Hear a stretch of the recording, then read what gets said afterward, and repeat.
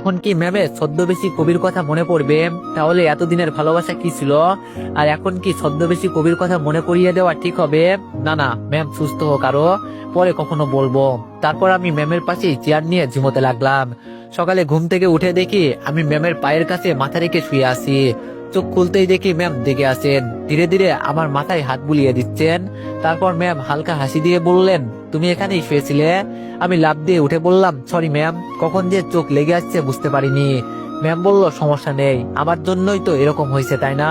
আমি ম্যামের চোখের দিকে তাকালাম। ম্যামের চোখে কেমন যেন এক উষ্ণ দৃষ্টি। আমি এক মুহূর্ত চুপ করে রইলাম। একবার মনে হলো ছদ্মবেশী কবির কথা তুলি, কিন্তু আবার ভয়ে থেমে গেলাম। উনার শরীর এখনো দুর্বল, অপ্রস্তুত, কথায় কষ্ট পেতে পারে। ঠিক তখনই দরজা খুলে আঙ্কেল ভিতরে এলেন, হাতে নাস্তার ব্যাগ। উনি বললেন, রাকিব বাবা, নাও নাস্তা করো আগে, তোমাদের জন্য পরোটা আর ডিম এনেছি। আমরা তিনজন একসাথে বসে নাস্তা করলাম। ম্যামের কণ্ঠে আজ এক অদ্ভুত শান্তি। আঙ্কেল যেন একটু হালকা হয়েছেন। নাস্তা শেষে ডাক্তার এসে ম্যামের চেক আপ করলেন। ডাক্তার খুশি হয়ে বললেন, আলহামদুলিল্লাহ, উনি দ্রুত রিকভার করেছেন। 2-3 দিনের মধ্যে হয়তো বাসায় নিয়ে যাওয়া যাবে, বলেই আঙ্কেল চলে গেলেন। একটু পর আমার আব্বু আর আন্টি, মানে পরি ম্যামের আম্মু আসলো বাসা থেকে। ওনাদের দেখে ম্যাম বলে উঠলো, আম্মু কেমন আছো? শব্দটা যেন উনার বুক ভেদ করে ঢুকে গেল। উনিও এক ঝটকায় ম্যামের দিকে তাকালেন। আন্টির চোখে জল গড়িয়ে পড়লো গাল বেয়ে। এক দৌড়ে বিছানার পাশে এসে মেয়ের মাথায় হাত রাখলেন। তারপর বললেন, মা, আমার সোনা, তুই তুই আম্মুকে চিনছিস? ম্যামের চোখে জল, দুর্বল হাত তুলে মায়ের গাল ছুঁয়ে বলল, চিনেছে আম্মু, আমার সব মনে পড়েছে। কি করে আমি তোমার গায়ের গন্ধ না চিনে থাকতে পারলাম বলো আম্মু?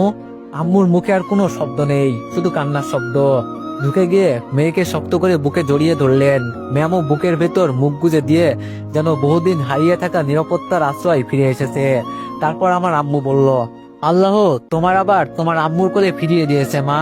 তুই জানোস কত নামাজ, কত দোয়া করেছি তোর জন্য, রাতের পর রাত কেঁদেছি আল্লাহর দরবারে। আজ আমার সব দোয়া কবুল হয়েছে। আন্টি বলল, তুই আমার কাছে থেকেও যখন চিনতি না আমার কত কষ্ট হইতো জানতিস? তোকে আর কোথাও হারাতে দিব না। আঙ্কেল চুপচাপ দাঁড়িয়ে, চোখের কোণে অশ্রু। আমি পাশের চেয়ার ছেড়ে একটু দূরে দাঁড়িয়ে রইলাম। এ যেন এমন এক দৃশ্য যেখানে আমার উপস্থিতি শব্দ হয়ে ভাঙতে পারবে না। ম্যাম দুর্বল কণ্ঠে ফিসফিস করলো, আম্মু, আমি আর কোথাও হারাতে চাই না, আর আমাকে তোমার পাশে আগলে রেখো। আম্মু বলল, না মা, আমি আর কখনো তোকে হারাতে দিব না। এখন তুই শুধু সুস্থ হ, সব ঠিক হয়ে যাবে। এরপর দুইজন একে অপরকে শক্ত করে আঁকড়ে ধরে রইল অনেকক্ষণ। এভাবে আরো 3 দিন স্বপ্নের মতো কেটে গেল। ম্যাম দিন দিন আগের মতো হয়ে উঠতে লাগলো।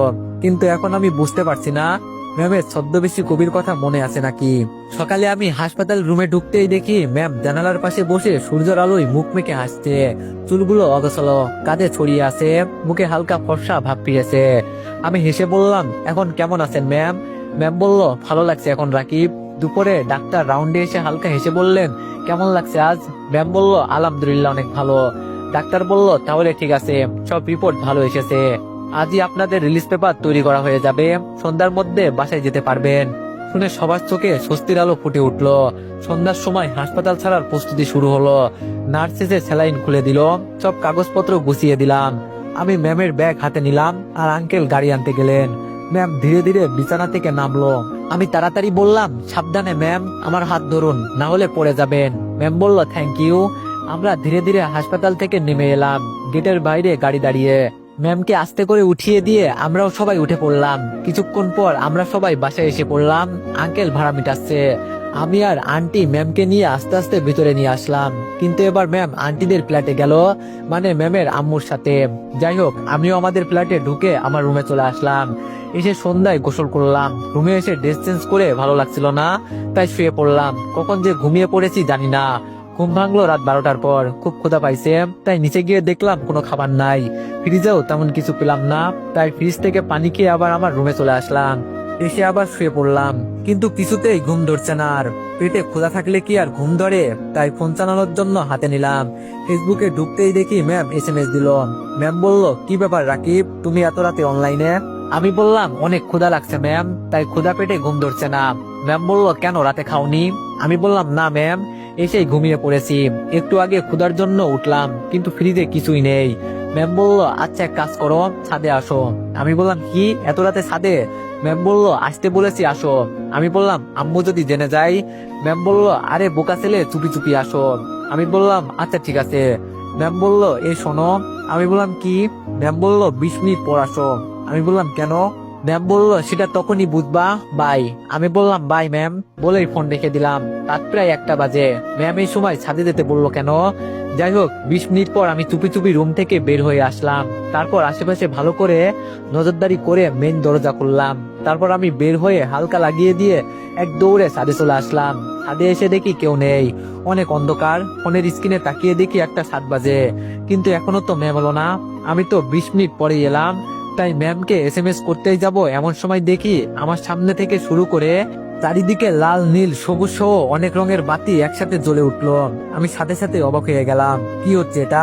আমার সামনে বিশাল একটা বোর্ডের মতো কিছু কাপড় দিয়ে ঢাকা। আমার আর বুঝতে বাকি রইলো না এগুলো কে করেছে। ম্যাম তো দেখছি আমার টেকটিক দিয়ে আমাকে ইমপ্রেস করে দিল। যাই হোক আমি সামনে থেকে কাপড় সরাতেই সামনে যা দেখলাম তা দেখে আমি চোখ বড় বড় করে ফেললাম। কারণ বোর্ডের চারিপাশে বেলুন দিয়ে সাজানো আর মাঝখানে ফুল দিয়ে লেখা আই লাভ ইউ, আমার ছদ্মবেশী কবিতা। আমি দেখে আর নিজেকে স্থির রাখতে পারলাম না, চোখ দিয়ে পানি পড়ে যেতে লাগলো।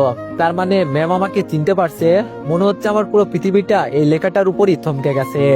একটু পর কারো আসার শব্দ পেলাম। আমার পিছনে ম্যাম দাঁড়িয়ে আছে। আমি ওনাকে স্পষ্ট অনুভব করতে পারছি। আমার শ্বাস গভীর হয়ে আসছে। হঠাৎ পিছন থেকে ম্যাম বলে উঠলো, এই যে ছদ্মবেশী কবি, আজ পিছনেই ঘুরে থাকবে নাকি আমাকেও একটু দেখবে? ম্যামের কথা শুনে আমার বুকের ভেতর যেন ঝড় বইছে।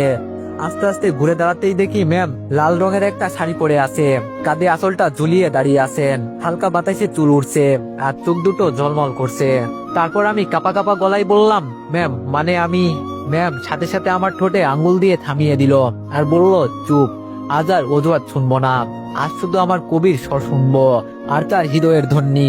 আমি আর নিজেকে সামলাতে পারছি না, চোখে পানি জমে আছে আর বুকের ভিতর আগুন জ্বলছে। হঠাৎ ম্যাম খুব কাছে এসে আমার বুকে মাথা রাখলো। আমি যেন জমে গেলাম। ম্যাম বলে উঠলো, জানো 8 মাস আগে যখনই তুমি আমাকে লুকিয়ে কবিতা পাঠাতে, আমি তোমার কবিতা পড়তাম।